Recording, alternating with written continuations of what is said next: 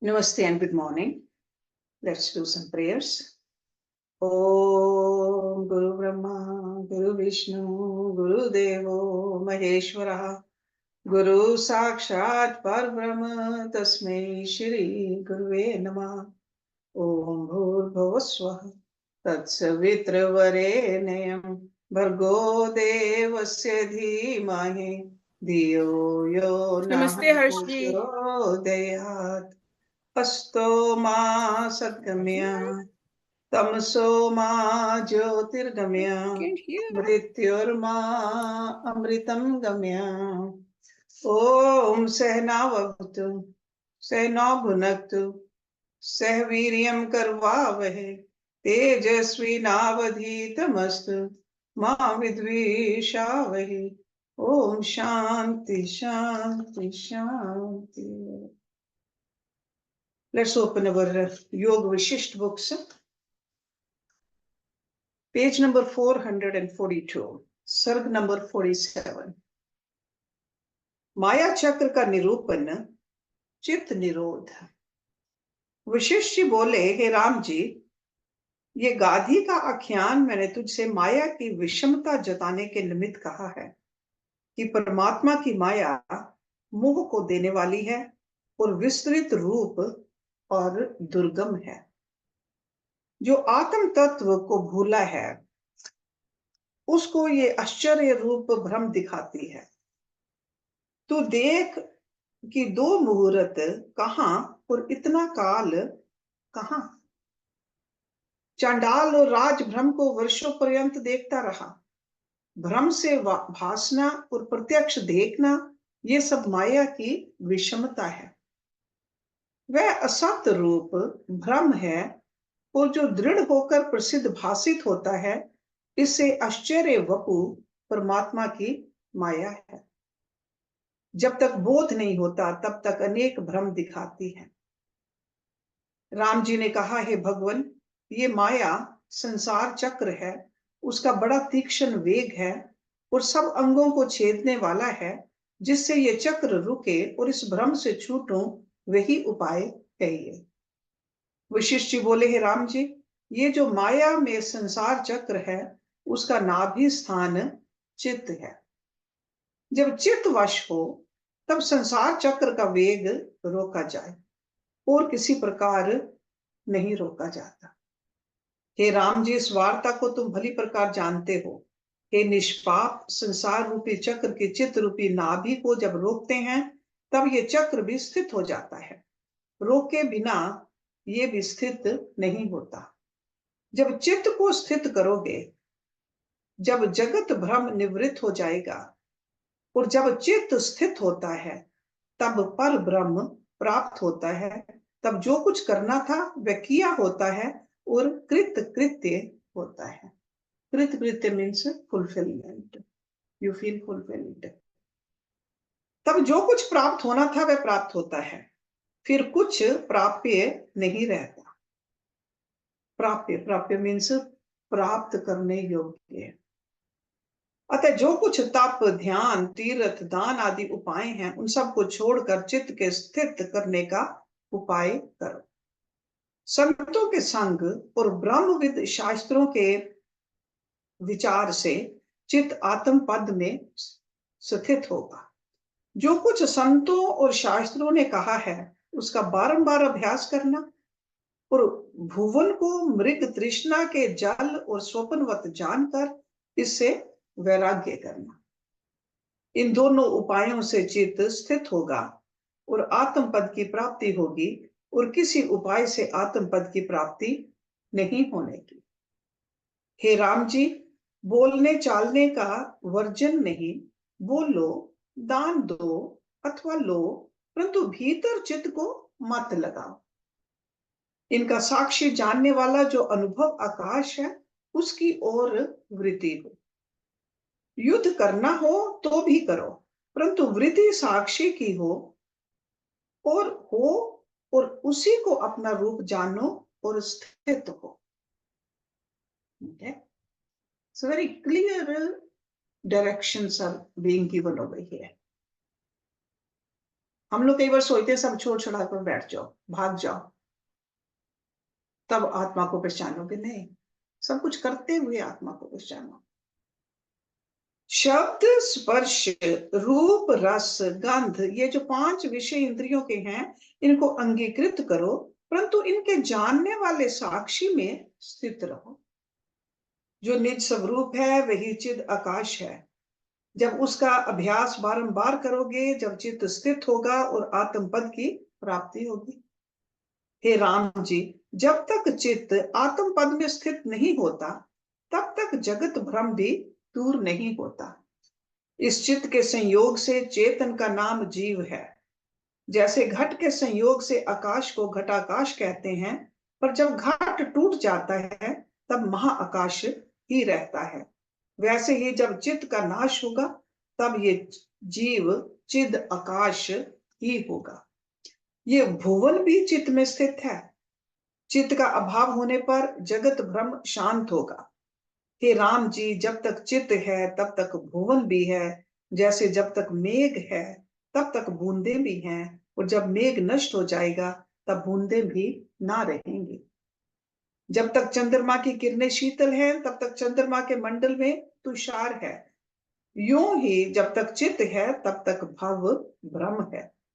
जैसे मांस का स्थान शमशान होता है और वहां पक्षी भी होते हैं और ठौर इकट्ठे नहीं होते, वैसे ही जहां चित्त है वहां राग द्वेष आदि विचार भी होते हैं, और जहां चित्त का अभाव है वहां विकार का भी अभाव है।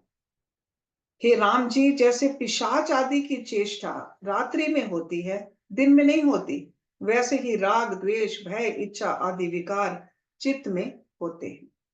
जहां चित्त नहीं वहां विकार भी नहीं। जैसे अग्नि बिना उष्णता नहीं होती।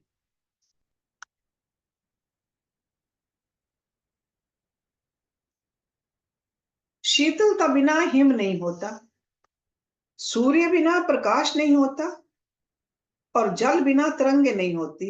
वैसे ही चित्त बिना जगत ब्रह्म नहीं होता। हे राम जी, शांति भी इसी का नाम है और शिवता भी वही है।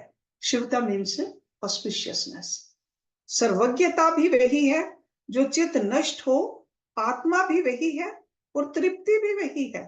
पर जो चित्त नष्ट नहीं हुआ, तो इतने पदों में कोई किंचित भी नहीं है।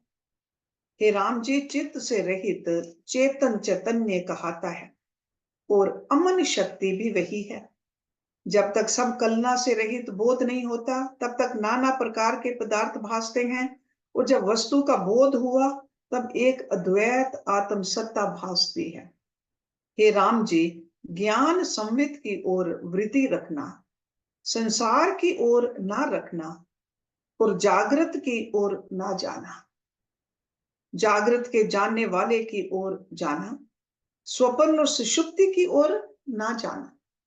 भीतर के जानने वाली जो साक्षी सत्ता है, उसकी ओर वृत्ति रखना ही चित्त को स्थित करने का परम उपाय है। संतों के संग और शास्त्रों से निर्णय किए अर्थ का जब अभ्यास हो, तब चित्त नष्ट हो, और जो अभ्यास ना हो तो भी संतों का संग और सत्य शास्त्रों को सुनकर बल करे तो सहज ही चमत्कार हो आएगा। मन को मन से मथो तो ज्ञान रूपनी अग्नि निकलेगी, जो आशा रूपनी फांसी को जला डालेगी। जब तक चित्त आत्म पद से विमुख है, तब तक भव भ्रम देखता है, पर जब आत्म पद में स्थित होता है, तब सब क्षोभ मिट जाते हैं। जब तुमको आत्म पद का साक्षात्कार होगा, तब काल कूट विष भी अमृत समान हो जाएगा, और विष का धर्म जो मारना है वह ना रहेगा। जीव जब अपने स्वभाव में स्थित होता है, तब जगत का कारण मोह मिट जाता है, और जब निर्मल निरंश आत्म संयमित से गिरता है, तब जगत का कारण मोह अप्राप्त होता है। जब निरंश निर्मल आत्म संवित में स्थित होता है, तब भव सिंधु से तर जाता है। जितने तेजस्वी बलवान हैं, उन सब से तत्ववेता उत्तम है। उसके समक्ष सब लघु हो जाते हैं, और उस पुरुष को संसार के किसी पदार्थ की अपेक्षा नहीं रहती। क्योंकि उसका चित्त सत्य पद को प्राप्त होता है। इससे चित्त को स्थित करो, तब वर्तमान काल भी भविष्य की भांति हो जाएगा। और जैसे भविष्य का राग द्वेष नहीं स्पर्श करता, वैसे ही वर्तमान का राग द्वेष भी स्पर्श ना करेगा। हे राम जी, आत्मा परम आनंद रूप है। उसके पाने से विष भी अमृत सदृश हो जाता है। जिस पुरुष की आत्म पद में स्थिति हुई है, वह सबसे उत्तम है। जैसे सुमेरु पर्वत के निकट हाथी तुच्छ भासता है, वैसे ही उसके निकट त्रिलोकी के पदार्थ सब तुच्छ भासते हैं। वह ऐसे दिव्य तेज को प्राप्त होता है जिसको सूर्य भी नहीं प्रकाशित कर सकता। वह परम प्रकाश रूप सब कलना से रहित अद्वैत तत्व है। हे राम जी, उस आत्म तत्व में स्थित हो रहो। जिस पुरुष ने ऐसे स्वरूप को पाया है, उसने सब कुछ पाया है, और जिसने ऐसे स्वरूप को नहीं पाया, उसने कुछ नहीं पाया। ज्ञानवान को देखकर हमको ज्ञान की वार्ता करते कुछ लज्जा नहीं आती, और जो उस ज्ञान से विमुख है, वह गर्दभवत है, भले ही महाबाहु हो। जो बड़े ऐश्वर्य से संपन्न है और आत्म पद से विमुख है, उसको तुम विष्टा के कीट से भी निकृष्ट जानो। जीना उनका श्रेष्ठ है जो आत्म पद के निमित्त यत्न करते हैं, और उनका जीना वृथा है जो विश्व के निमित्त यत्न करते हैं। वे देखने मात्र तो चेतन है, परंतु शववत है। जो तत्व वेता हुए हैं, वे अपने प्रकाश से प्रकाशते हैं, और जिनको देह अभिमान है, वे मृतक समान हैं। हे राम जी, इस जीव को चित्त ने दीन किया है। जैसे जैसे चित्त बड़ा होता है, वैसे वैसे इसको दुख होता है। और जिसका चित्त क्षीण हुआ है, उसका कल्याण हुआ है। जब आत्म भाव अनात्म में दृढ़ होता है और भोगों की ललक होती है, तब चित्त बड़ा हो जाता है और आत्म पद से दूर जा पड़ता है। जैसे बड़े मेघ आवरण से सूर्य नहीं भासता, वैसे ही अनात्म अभिमान से आत्मा नहीं भासती। जब भोगों की तृष्णा निवृत्त हो जाती है, तब चित्त क्षीण हो जाता है। जैसे वसंत ऋतु के जाने से पत्र कृश हो जाते हैं, वैसे ही भोग वासना के अभाव से चित्त कृश हो जाता है। हे राम जी, चित्त रूपी सर्प, दुर्वासना रूपी दुर्गंध, भोग रूपी वायु और शरीर में दृढ़ आस्था रूपी मृतिका स्थान से बड़ा हो जाता है, और उन पदार्थों से जब बड़ा हुआ, तब मोह रूपी विष से जीव को मारता है। हे राम जी, ऐसे दुष्ट रूपी चित्त सर्प को जब मारे, तब कल्याण हो। देह में जो आत्म अभिमान हो गया है, भोगों की तृष्णा फुरती है, और मोह रूपी विष चढ़ गया है, इससे यदि विचार रूपी गरुड़ मंत्र का चिंतन करता रहे, तो विष उतर जाए। इसके सिवाय और उपाय विष उतरने का कोई नहीं। हे राम जी, अनात्मा में आत्म अभिमान और पुत्र दारा आदि में ममत्व से चित्त बड़ा हो जाता है, और अहंकार रूपी विकार, ममता रूपी कीड़ा और ये मेरा आदि भावना से चित्त कठिन हो जाता है। चित्त रूपी विष का पेड़ है, जो देह रूपनी भूमि पर लगा है। संकल्प विकल्प इसके तास हैं, दुर्वासना रूपी पत्र हैं, और सुख दुख आदि व्याधि मृत्यु रूपी इसके फल हैं। अहंकार रूपी कर्म जल है, और उसके सींचने से बढ़ता है, और काम भोग आदि पुष्प हैं। चिंता रूपनी बड़ी बेली को जब विचार और वैराग्य रूपी कुठार से काटे, तब शांति हो, अन्यथा शांति ना होगी। हे राम जी, चित्त रूपी एक गाज है। उसने शरीर रूपी तालाब में स्थित होकर शुभ वासना रूपी जल को मलिन कर डाला है, और धर्म संतोष वैराग्य रूपी कमल को तृष्णा रूपनी सूंड से तोड़ डाला है। उसको तुम आत्म विचार रूपी नेत्रों से देख नखों से छेदो। हे राम जी, जैसे कौआ अपवित्र पदार्थों का भोजन करके सर्वदा काम काम करता है, वैसे ही चित्त देह रूपी अपवित्र गृह में बैठा हुआ सर्वदा भोगों की ओर उन्मुख रहता है। उसके रस को ग्रहण करता है और मौन कभी नहीं रहता। दुर्वासना से वह काक की भांति श्याम वरण है। जैसे काक के एक ही नेत्र होता है, वैसे ही चित्त एक विषयों की ओर भागता है। ऐसे मंगल रूपी कोय को विचार रूपी धनुष से मारो, तब सुखी हो गए। चित्त रूपी चील है, जो भोग रूपी मांस के निमित्त सब ओर भ्रमता है। जहां अमंगल रूपी चील आता है, वहां से विभूति का अभाव हो जाता है। वह अभिमान रूपी मांस की ओर ऊंचा होकर देखता है और नम्र नहीं होता। ऐसा अमंगल रूपी चित्त चील है, उसको जब नाश करो तब शांति पाओगे। पिशाच जिसको लगता है वह विषम होता है और शब्द करता है, यूं ही इसको चित्त रूपी पिशाच लगा है। और तृष्णा रूपनी पिशाचनी के साथ शब्द करता है, उसको निकालो जो आत्मा से भिन्न अभिमान करता है। ऐसे चित्त रूपी पिशाच को वैराग्य रूपी मंत्र से दूर करो, तब स्वभाव सत्ता को प्राप्त होगे। ये चित्त रूपी वानर महा चपल है और सदा भटकता रहता है। कभी किसी पदार्थ की ओर भागता है और कभी अन्य की ओर। जैसे वानर जिस वृक्ष पर बैठता है, उसको ठहरने नहीं देता। हे राम जी, चित्त रूपी रज्जु से संपूर्ण भुवन करता कर्म क्रिया रूप ने गांठ से बंधा है। जैसे एक जंजीर से अनेक बंधते हैं और एक तागे के साथ अनेक दाने पिरोए जाते हैं, वैसे ही एक चित्त से सब देहदारी बांधे हैं। उस रज्जु को वैराग्य शस्त्र से काटे, तब सुखी हो। हे राम जी, चित्त रूपी अजगर भोगों के तृष्णा रूप वृक्ष से पूर्ण है और उसने फुंकार से साथ बड़े बड़े लोग जलाए हैं। और शम दम धैर्य रूपी सब कमल जल जल गए हैं।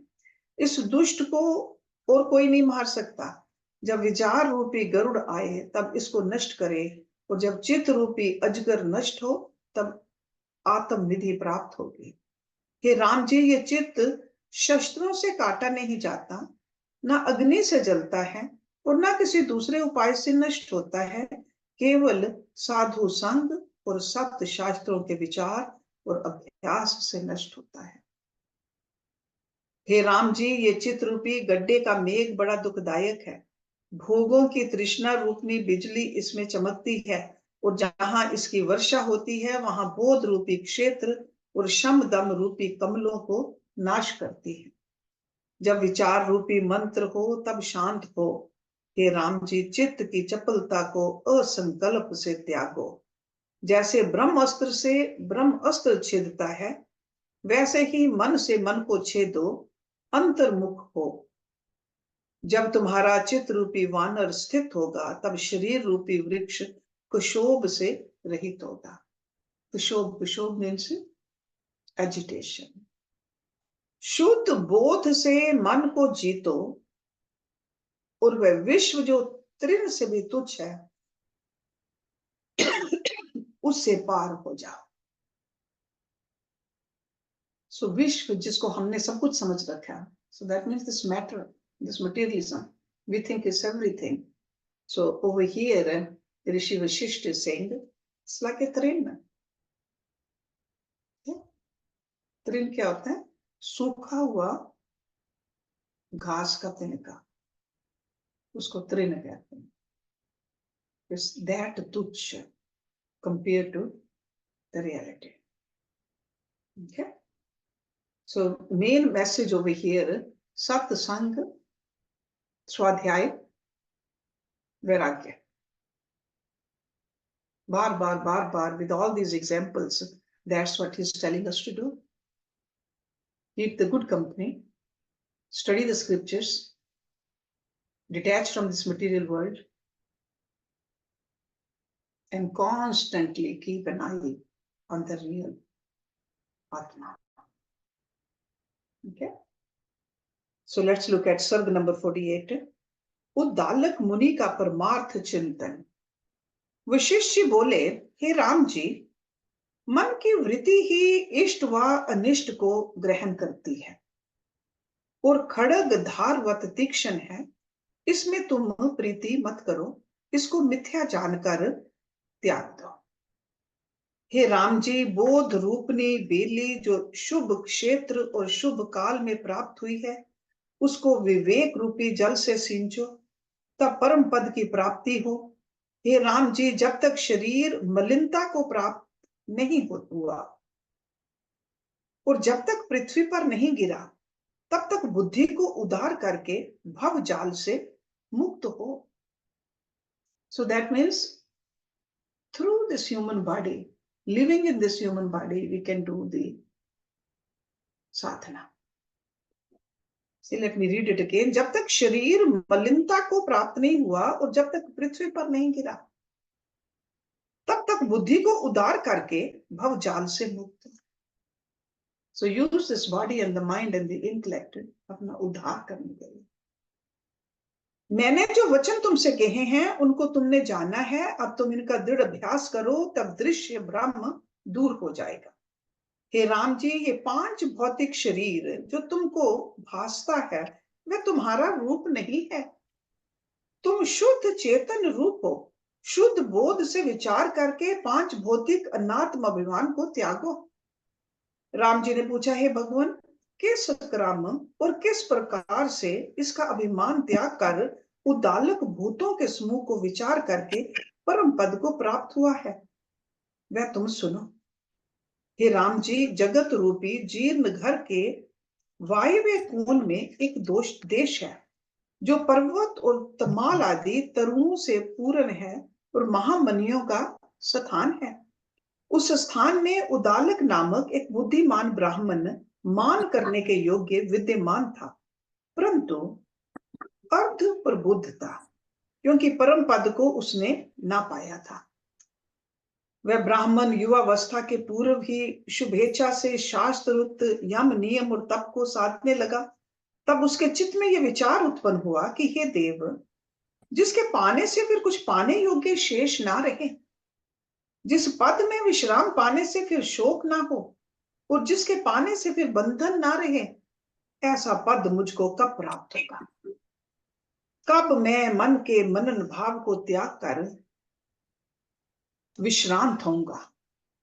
जैसे मेघ भ्रमने को त्याग कर शैल शिखर पर विश्राम करता है, और कब चित्त की दृश्य रूपनी वासना मिटेगी? जैसे तरंग से रहित समुद्र प्रशांत होता है, वैसे ही कब मैं मन के संकल्प विकल्प से रहित परम शांत होऊंगा। कृष्णा रूपनी नदी को बोध रूपी बेड़े और सत्संग और सत शास्त्र रूपी मला के अवलंब से कब तरूंगा? चित रूपी हाथी जो अभिमान रूपी मद से उन्मत्त है, उसको विवेक रूपी अंकुश से कब मारूंगा? और कब ज्ञान सूर्य से अज्ञान अंधकार नष्ट करूंगा? हे देव, सब आरंभों को त्याग कर मैं अलेप और अकर्ता कब होऊंगा? अलेप मीन्स डिटैच्ड, अकर्ता एक्शनलेस। जैसे जल में कमल अलिप्त रहता है, वैसे ही मुझको कर्म कब स्पर्श ना करेंगे। मेरा परमार्थ रूपी भास्वर वपु कब उदित होगा, जिससे मैं विश्व की गति देखकर हंसूंगा, हृदय में संतोष पाऊंगा और पूर्ण बोध विराट आत्मावत होऊंगा। वह समय कब आएगा कि तुम जन्मों के अंधे को ज्ञान रूपी नेत्र प्राप्त होगा, जिससे मैं परम बोध पद को देखूंगा। वह समय कब होगा जब मेरा चित्त रूपी मेघ वासना रूपनी वायु से रहित आत्मा रूपी सुमेरु पर्वत में स्थित होकर शांति प्राप्त होगा। अज्ञान दशा कब जाएगी और ज्ञान दशा कब प्राप्त होगी? अब वह समय कब होगा कि मन और काया और प्रकृति को देखकर हंसूंगा? वह समय कब होगा जब लौकिक कर्मों को बालक की चेष्टावत मिथ्या जानूंगा और संसार मुझको सुषुप्ति की तरह हो जाएगा? वह समय कब होगा जब मुझको पत्थर की शिलावत निर्विकल्प समाधि लगेगी और शरीर रूपी वृक्ष में पक्षी नीड़ करेंगे और निसंग होकर छाती पर आ बैठेंगे? हे देव, वह समय कब होगा जब इष्ट अनिष्ट विषय की प्राप्ति से मेरे चित्त की वृत्ति चलायमान ना होगी और विराट वत सर्वात्मा होऊंगा? वह समय कब होगा जब मेरा सम असम आकार शांत होगा और मैं सब अर्थों से निरीक्षित रूप हो जाऊंगा। कब मैं उपशम को प्राप्त होऊंगा, जैसे मंदराचल से रहित क्षीर समुद्र पर शांत होता है। और कब मैं अपना चेतन वपु पाकर शरीर को अशरीरवत देखूंगा। कब मेरी पूर्ण चिन्ह मात्र वृत्ति होगी और कब मेरे भीतर बाहर की सब कलनाएं शांत होंगी और संपूर्ण चिन्ह मात्र ही का भान होगा। मैं ग्रहण त्याग से रहित कब संतोष पाऊंगा और स्व प्रकाश में स्थित होकर सृष्टि रूपनी नदी जरा मरण रूपनी तरंगों से कब रहित होऊंगा और अपने स्वभाव में स्थित होऊंगा। हे राम जी ऐसे विचार कर उदालक चित्त को ध्यान में लगाने लगा, परंतु चित्त रूपी वानर दृश्य की ओर निकल जाए पर स्थित ना हो। तब वह फिर ध्यान में लगाए पर फिर वह भोगों की ओर निकल जाए। जैसे वानर नहीं ठहरता वैसे ही चित्त ना ठहरे। जब उसने बाहरी विषयों को त्याग कर चित्त को अंतर्मुख किया तब भीतर जो दृष्टि आई तो भी विषयों को चिंतने लगा, निर्विकल्प ना हो। और जब रोक रखे तब सुषुप्ति में लीन हो जाए। सुषुप्ति और लय जो निद्रा है उसी में चित रहे। तब वह वहां से उठकर और स्थान को चला, जैसे सूर्य सुमेरु की प्रदक्षिणा को चलता है, और गंधमादन पर्वत की एक कंदरा में स्थित हुआ जो फूलों से संयुक्त सुंदर और खग मृग रहित एकांत स्थान था और जो देवता को भी देखना कठिन था। वहां ना अत्यंत प्रकाश था, ना अत्यंत तम था, ना अत्यंत उष्ण था और ना अत्यंत शीत। जैसे मधुर कार्तिक मास होता है वैसे ही वह निर्भय एकांत स्थान था। जैसे मोक्ष पदवी निर्भय एकांत रूप होती है वैसे ही उस पर्वत में कुटी बना और उस कुटी में तमाल पर और कमलों का आसन कर और ऊपर मृगछाला बिछाकर वह बैठा और सब कामना का त्याग किया। जैसे ब्रह्मा जी सृष्टि रच छोड़ बैठे वैसे ही वह सब कलना को त्याग बैठा और विचार करने लगा कि अरे मूर्ख मन, तू कहां जाता है? ये भुवन माया मात्र है और इतने काल तो भुवन में भटकता रहा पर कहीं तुझको शांति न मिली, वृथा भागता रहा। हे मूर्ख मन, उपशम को त्याग कर भोगों की ओर भागता है, अमृत को त्याग कर विष का बीज बोता है। ये सब तेरी चेष्टा दुख मूल है। जैसे कुसवारी अपना घर बनाकर आपको ही बंधन करती है वैसे ही तू भी आप संकल्प उठाकर आपको बंधन करता है। अब तो संकल्प के संसरने को त्याग कर आत्म पद में स्थित हो कि तुझको शांति हो। हे मन, रसना के साथ मिलकर जो तू शब्द करता है वह मेढक के शब्दवत व्यर्थ है।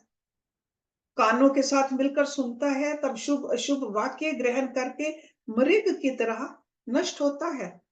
त्वचा के साथ मिलकर जो तू स्पर्श की इच्छा करता है तो हाथी की तरह नष्ट होता है। रसना के स्वाद की इच्छा से मछली की तरह नष्ट होता है और गंध लेने की इच्छा से अलीवत नष्ट हो जाएगा। जैसे अली सुगंध के निमित्त फूल में फंस मरता है, अली अली मीन्स भमरा, वैसे तू फंस मरेगा और सुंदर स्त्रियों की वांछा से पतंगवत जल मरेगा। हे मूर्ख मन, जो एक इंद्रिय का भी स्वाद लेते हैं वे नष्ट होते हैं। तू तो पंच विषय का सेवने वाला है, क्या तेरा नाश ना होगा? इससे तू इनकी इच्छा त्याग कि तुझको शांति हो। जो इस भोगों की इच्छा ना त्यागेगा तो मैं ही तुझको त्यागूंगा। तू तो मिथ्या असत्य रूप है, तुझको मेरा क्या प्रयोजन है? विचार कर, मैं तेरा त्याग करता हूं। हे मूर्ख मन, जो तू देह में अहम अहम करता है वह तेरा अहम किस अर्थ का? अंगुष्ठ से लेकर मस्तक पर्वत अहम कुछ वस्तु नहीं।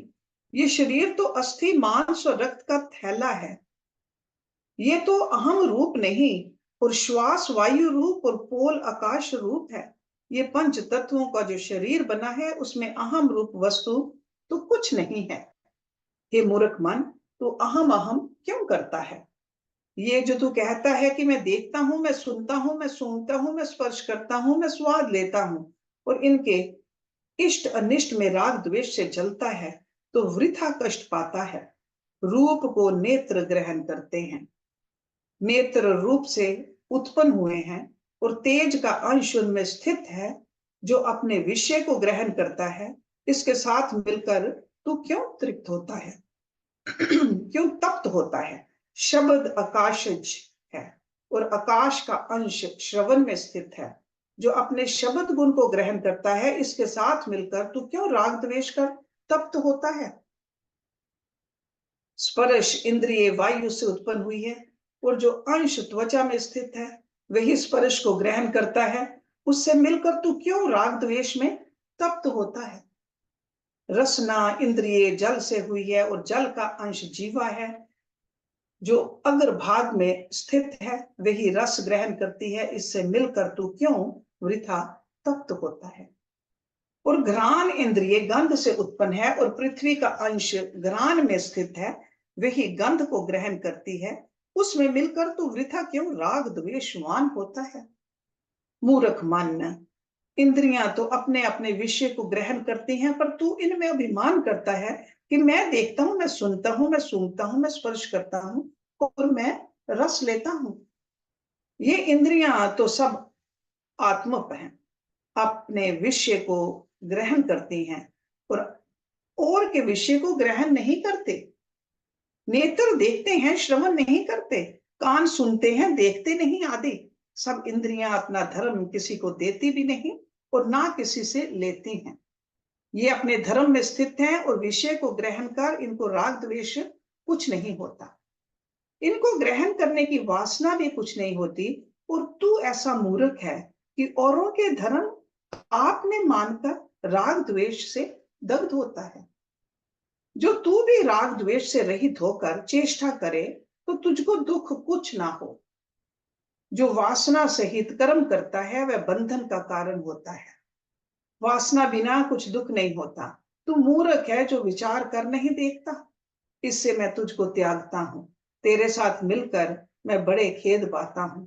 जैसे भेड़िए के बालक को सिंह चूरन करता है, वैसे ही तूने मुझको चूर्ण किया है। तेरे साथ मिलकर मैं तुच्छ हुआ हूं। अब तेरे साथ मेरा प्रयोजन कुछ नहीं। मैं तो निर्विकल्प शुद्ध चिदानंद हूं।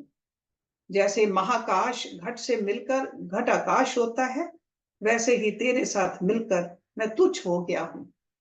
इस कारण मैं तेरा संग त्याग कर परम चिद आकाश को प्राप्त होऊंगा। मैं निर्विकार हूं और अहम त्वम की कल्पना से रहित हूं। तू क्यों अहम त्वम करता है। शरीर में व्यर्थ अहम करने वाला और कोई नहीं, तू ही चोर है। अब मैंने तुझको पकड़कर त्याग दिया है। तू तो अज्ञान से उद्भूत मिथ्या और असत्य रूप है। जैसे बालक अपनी परछाई में वैताल जानकर आप भय पाता है, वैसे ही तूने सबको दुखी किया है। जब तेरा नाश होगा तब आनंद होगा। तेरे उद्भव से महादुख है। जैसे कोई ऊंचे पर्वत से गिर कूप में जा पड़े और कष्ट पाए, वैसे ही तेरे संग से मैं आत्म पद में गिरा। दे अभिमान रूपी गर्त में राग द्वेष रूपी दुख पाता था, पर अब तुझको त्याग कर मैं निरहंकार पद को प्राप्त हुआ हूं। वह पद ना प्रकाश है, न तम है, न एक है, न दो है, न बड़ा है, न छोटा है। अहम तुम आदि से रहित अचैत्य चिन्ह मात्र है। जरा मृत्यु राग द्वेष और भय सब तेरे संयोग से होते हैं। अब तेरे वियोग से मैं निर्विकार शुद्ध पद को प्राप्त होता हूं। हे मन, तेरा होना दुख का कारण है। जब तू नष्ट होगा तब मैं ब्रह्म रूप होऊंगा। तेरे संग से मैं तुच्छ हुआ हूं। जब तू निवृत्त होगा तब मैं शुद्ध होऊंगा। मेघ और कोहरे के होने से आकाश मलिन भासता है, पर जब वर्षा हो जाती है तब शुद्ध और निर्मल हो रहता है। यूं ही तेरे निवृत्त होने पर निर्लेप अपना आप आत्मा भासता है। हे चित्त, ये जो देह इंद्रिय आदि पदार्थ हैं, वे भिन्न हैं। इनमें अहम वस्तु कुछ नहीं। इनको एक तूने ही इकट्ठा किया है। जैसे एक तागा अनेक मणियों को इकट्ठा करता है, वैसे ही सबको इकट्ठा करके तू अहम अहम करता है। तू मिथ्या राग द्वेष करता है। इससे तू शीघ्र ही सब इंद्रियों को लेकर निर्वाण प्राप्त हो, जिससे तेरी जय। उदालक विश्रांति वर्णन। उदालक बोले, आत्मा जो सूक्ष्म से सूक्ष्म है, स्थूल से स्थूल है और शुद्ध निर्विकार और शांत रूप है, वह मैं अचैत्य चिन्ह मात्र हूं। मुझ में कोई विकार नहीं, और जितने जन्म मरण आदि विकार भासते हैं वे आत्मा में चित्त ने कल्पे हैं। वास्तविक आत्मा में कोई विकार नहीं।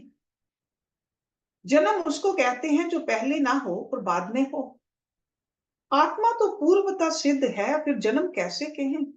और मृत्यु वह कहाती है जो बाद में ना हो, पहले का अभाव हो, पर आत्मा तो संसार के अंत में भी सिद्ध है, इससे सब विकारों से रहित है, फिर मृत्यु रूप प्रध्वंस स्वभाव कैसे कहें? देह के आदि मध्य अंत तीनों कालों में आत्मा सिद्ध है, इससे वह सब विकारों से रहित है और चित्त के संयोग से विकार रहित भासता है। हे चित्त, तेरे संयोग से मैंने इतने भ्रम पाए थे, और शरीर में व्यर्थ अहम होता है, वह जाना नहीं जाता कि कौन है। शरीर तो रक्त मांस का पिंड है, इंद्रियां मन आदि सब जड़ हैं, तो अहम करने वाला कौन है? जब अहम होता है तब भाव अभाव पदार्थ को ग्रहण करता है, पर जहां अहम का अभाव है वहां भाव अभाव कैसे हो? अहंकार झूठ है। इंद्रियां अपने अपने विषयों का ग्रहण करती हैं और मन आदि भी अपने स्वभाव में स्थित है। ये अहम करने वाला नहीं पाया जाता कि कौन है। अहम का रूप कुछ नहीं, इससे निश्चय हुआ कि सब पदार्थ मिथ्या है। अहम अहंकार का ग्रहण करने वाला भी असत्य है, और जितने पदार्थ हैं वे अहंकार से होते हैं। मैं इससे मिलकर दे इंद्रियों के इष्ट निष्ठ में क्यों राग द्वेष करूं? इसका और मेरा कुछ संयोग नहीं, मैं तो निर्लेप और अद्वैत आत्मा हूं। संयोग किससे हो? मैं भाव रूप ब्रह्म हूं, मेरा संयोग किससे हो? ये जो सब असत्य रूप है, और जो कहो देह आदि है, तो भी संयोग नहीं बनता, जैसे लोहे और मिट्टी के ढेले का संयोग नहीं होता। ये बड़ा विस्मय है कि सबका अहम करने वाला कौन था। ये मिथ्या अहंकार अज्ञान से दुखदायक था। जैसे अज्ञान से बालक को वैताल भास का दुख देता है, वैसे ही अविचार से दुख होता है। जैसे पहाड़ पर बादल स्थित होता है तो पहाड़ बादल नहीं होता और बादल पहाड़ नहीं होता, वैसे ही आत्मा में अनात्मा नहीं होता और अनात्मा आत्मा नहीं होता। जैसे रवि रश्मियों में जल और रस्सी में साम भासता है, वैसे ही आत्मा में अहंकार भासता है, और विचार करने से अहंकार कुछ नहीं निकलता। जहां अहंकार होता है वहां दुख भी आस्थित होते हैं। जैसे जहां मेघ होता है वहां बिजली भी होती है, वैसे ही जहां अहंकार होता है वहां शरीर रूपी वृक्ष की मंजरी बढ़ती है। जैसे गरुड़ के विद्यमान होते ही सर्प नहीं रहता, वैसे ही आत्म विचार के विद्यमान होते ही अहंकार नहीं रहता। इससे चित्त आदि सब असत्य हैं और अज्ञान से भासते हैं, तो इनसे रचा हुआ संसार कैसे सत्य हो? ये संसार अकारण है, इससे मिथ्या भ्रम से भासता है। जैसे भ्रांति से आकाश में दूसरा चंद्र भासता है, नौका रूढ़ को तट के वृक्ष चलते भासते हैं, और गंधर्व नगर भासता है। जब चित्त नष्ट होता है तब सब भ्रम का अभाव हो जाता है। देह में जो अभिमान है वही दुख का कारण है। जब तक विचार नहीं उत्पन्न है तब तक भासता है। जैसे हिम की पुतली तब तक होती है जब तक सूर्य का तेज नहीं लगा, और जब सूर्य का तेज लगता है तब हिम की पुतली गल जाती है। जैसे बालक को घूमने से पृथ्वी भ्रमती भासती है, वैसे ही चित्त के भ्रम से ये जगत भासता है, और विचार के आने से अहंकार गल जाता है। हे मन, तेरे साथ मिलने से बड़ा दुख होता है। तुझसे रहित मैंने आपको देखा है, अब तो सब इंद्रियों से ही निर्वाण प्राप्त हो। आत्म विचार से आत्म अग्नि में स्थित हो, कि तेरा सब मल जल कर शुद्धता को प्राप्त हो। इस देह के साथ तेरा मिलाप दुख के हेतु है। मन और देह के भीतर परस्पर शत्रु भाव है, पर बाहर से स्नेह भासता है। भीतर दोनों परस्पर नाश करने की इच्छा करते हैं। जो दुख होता है तो मन उसके नाश की इच्छा करता है। और देह कहती है मन ना हो तो मुझ में कोई दुख नहीं, इसका मिलना ही दुख का कारण है। हे मूर्ख मन, देह को तेरे संग से दुख होता है, स्वतः नहीं। मन में देह का अभिमान ना हो तो भी कोई दुख नहीं, इनके संयोग से ही दुख होता है, और बिछुड़ने से दुख कुछ नहीं। वैसे ही मन और देह का संयोग कुछ नहीं। जहां अंगारों की वर्षा होती है वहां बुद्धिमान नहीं रहते, ऐसे ही इनमें मिलाप करना हमको योग्य नहीं। हे मूर्ख मन, जितना कुछ दुख तुझको होता है वह देह के मिलाप से होता है, तो फिर इसके साथ तू किस निमित्त मिलता है और आपको सुखी जानता है। इसके मिलने से तुझको दुख ही होता है, परंतु तू ऐसा मूर्ख है जो बारंबार देह की ओर दौड़ता है और सुख जानता है, पर तेरा नाश होता है। जैसे पतंग दीपक को सुख रूप जानकर मिलने की इच्छा करता है पर जल मरता है, और मछली मांस की इच्छा करती है तो बंसी में फंस मरती है, और वैसे ही तो देह की इच्छा करता है और नाश को प्राप्त होता है। इससे इस अभिमान को त्याग तो तुझको शांति हो। देह कुछ वस्तु नहीं, केवल मन ही विकार है। पंच तत्वों की देह बनी हुई है, वह भी कुछ वस्तु नहीं है, सब मन के फुरने से रचे हैं। इसके फुरने को त्याग कर आत्म पद में स्थित हो कि तुझको शांति हो। मैं तो इससे अतीत शुद्ध चिद अनंत स्वरूप हूं, मेरे पास ना कोई मन है और ना इंद्रियां हैं, मैं अद्वैत रूप हूं। जैसे राजा के समीप कोई नहीं होता, वैसे ही मेरे निकट मन और इंद्रियां कोई नहीं। मैं शुद्ध आत्म तत्व हूं, भोगों से मुझे कोई क्या प्रयोजन है कि उनसे मिलकर दीनता को प्राप्त हो। मुझको इनके साथ कुछ प्रयोजन नहीं, चिरकाल पर्यंत रहें अथवा इसी क्षण नष्ट हो जाएं। इनके नाश होने से मेरा नाश नहीं होता और ठहरने से प्रयोजन सिद्ध नहीं होता। मैंने इनसे अपने आप को भिन्न जाना है। जैसे तिल से तेल निकाल लिया तब फिर तेल तिल में नहीं मिलता, और दुग्ध से नवनीत निकाल लिया तब फिर दुग्ध में नहीं मिलता। नवनीत क्या होता है? बटर। वैसे ही विचार करके अपना आप निकाल लिया तब फिर इसके साथ नहीं मिलता। मैं शुद्ध चिदानंद आत्मा हूं, सब जगत मेरे आश्रय हैं और सब में एक ही व्याप्त हूं। अब मैं उसी स्वरूप में स्थित हूं।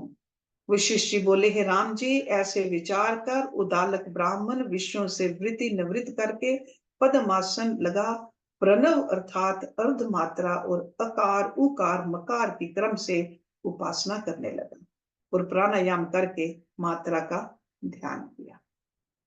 सो ओम के ऊपर ध्यान किया। दिस इज व्हाट अकार उकार मकार ओम। अकार ब्रह्मा, उकार विष्णु, मकार शिव और अर्धमात्रा तुरिया, इनकी क्रम से आराधना करने लगा। प्रथम रेचक प्राणायाम करने लगा और अकार की ध्वनि के साथ रेचक किया, उससे सब प्राण वायु भीतर से निकले और हृदय शून्य और शुद्ध हुआ, जैसे अगस्त मुनि ने समुद्र को शून्य किया था। और आकाश से ऐसी ध्वनि हुई जो ब्रह्मा विष्णु और रुद्र के लोकों तक चली गई और देह अभिमान को त्याग कर पुर्यष्टक को सुषुम्ना के मार्ग में प्राप्त किया। जैसे पक्षी आल्य को त्याग कर आकाश मार्ग को उड़ता है, वैसे ही उदालक ने पुर्यष्टक को ब्रह्मरंध्र में स्थित किया। हठ करने से दुख होता है, इस कारण जब तक सुख रहा तब तक स्थित रहा, और जब थका और पुर्यष्टक का वायु अधा से आया तब उकार विष्णु रूप की ध्वनि और ध्यान के साथ कुंभक किया। जब सब प्राण वायु को आधार चक्र में रोका, ना नीचे जाए ना ऊपर जाए, तो प्राण स्थित हुए और उससे अग्नि निकली, जिससे इसके सब पाप पुण्य जल गए। उसमें जब तक सुख रहा तब तक स्थित रहा, क्योंकि हठ योग दुखदायक है। और फिर मकार की ध्वनि से रुद्र का ध्यान करके पूरक प्राणायाम किया।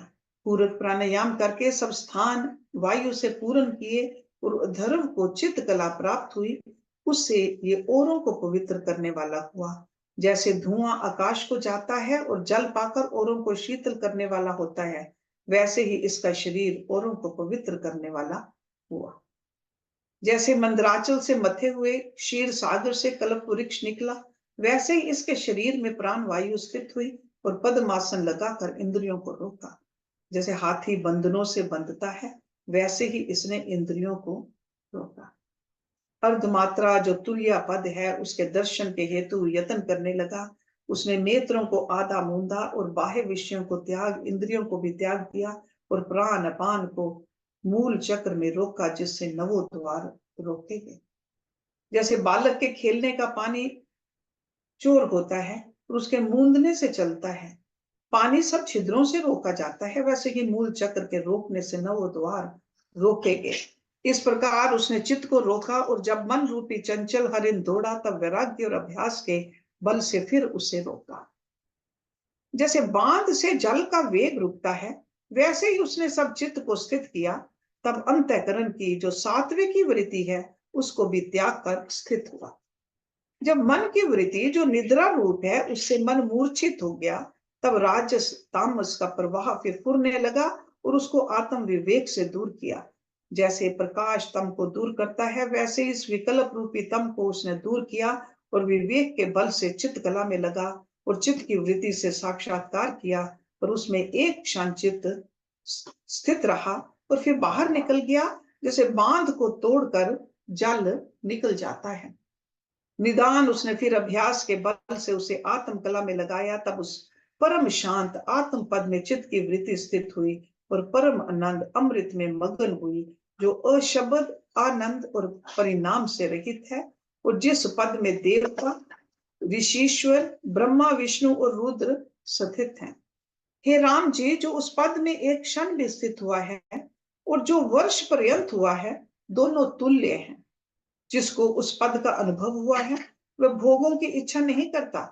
जैसे जिसने स्वर्ग का नंदन वन देखा है, वह कंच वन देखने की इच्छा नहीं करता, वैसे ही ज्ञानवान भोगों की चाह नहीं करता और उसे शोक कदापि नहीं व्यापता। जिसको राज्य हुआ है, वह दीनता को नहीं प्राप्त होता। यों ही जिसने आत्म पद में स्थिति पाई है, उसको विषयों की तृष्णा और शोक नहीं होता। हे राम जी, जब इस प्रकार उदालक स्थित था, तब सिद्ध गंधर्व और विद्याधरों के गण, जिनके मुख चंद्र की भांति थे, उसके निकट आए और नमस्कार करके बोले, हे भगवान, स्वर्ग में चलकर दिव्य भोग भोगो। तुमने बड़ी तपस्या की है। धर्म, अर्थ और पुण्य का सार काम है और काम का सार जो स्त्रियां हैं, वे तुम्हारे भोगने के निमित्त हैं, जिनसे स्वर्ग भी शोभा युक्त है। जैसे वसंत ऋतु की मंजरी और पुष्पों से पृथ्वी शोभती है, इससे तुम विमान पर आरूढ़ होकर स्वर्ग में चलो और चिरकाल पर्यंत भोग भोगो। हे राम जी, जब सिद्धों ने इस प्रकार बहुत कहा, तब उदालक ने उनको अतिथि जानकर निरादर तो नहीं किया, किंतु यथा योग्य पूजा करके हंसा और कहा कि हे सिद्धो, तुमको नमस्कार है, आओ। पर वह उनकी सिद्धता में आसक्त ना हुआ, क्योंकि परमानंद में स्थित था और विषयों के सुख तुच्छ जानता था। See, this is what we learned in our Saturday's class from ऋषि पतंजलि। तपस्या करने से, साधना करने से देवता आएंगे, प्रलोभन दिखाएंगे, but do not get caught in it. जैसे अमृत रखने वाला विष की इच्छा नहीं करता, वैसे उदालक सुख को ना चाहता था। कुछ दिन रहकर सिद्ध पूजते रहे और फिर उठ गए, पर ये परम पद में स्थित रहकर अपने प्रकृत व्यवहार करता रहा। फिर मेरु और मंदराचल में विचरा और कंदरा में ध्यान लगा बैठा। कहीं एक दिन भर बैठा रहे और कहीं वर्षों के समूह बिता दे। इस प्रकार समाधि करके उतरा, फिर समाधि लग गई। हे राम जी, चित्त तत्व के अभ्यास से चैतन्य तत्व की प्राप्ति होती है। Beautiful sentence. चित्त तत्व के अभ्यास से चैतन्य तत्व की प्राप्ति होती है। दिशा में जैसे चित्र का सूर्य होता है, वैसे ही उदय अस्त से रहित हो उसने परम उपशम पद पाया। चित्त भली प्रकार शांत हो गया और जन्म रूपनी फांसी को तोड़ उसका देह रूपी भ्रम क्षीण होकर शर्त काल के आकाशवत निर्मल हुआ। विस्तृत और उत्कृष्ट प्रकाश रूप उसका वपु हो गया। तब वह सत्ता सामान्य में स्थित होकर विचरने लगा और परम शांति को प्राप्त हुआ। सो वपु मीन्स बॉडी, उसका वपु हो गया। सो तब वह सत्ता सामान्य में स्थित होकर विचरने लगा और परम शांति को प्राप्त हुआ। So let's stop it here. So next week we'll see Uddalaka Nirvan Varnan. Om Purnamada Purnamidam Purnat Purnamudachyate Purnasya Purnamadaye Purnam Eva Visheshyate. Om Shanti Shanti Shanti Om.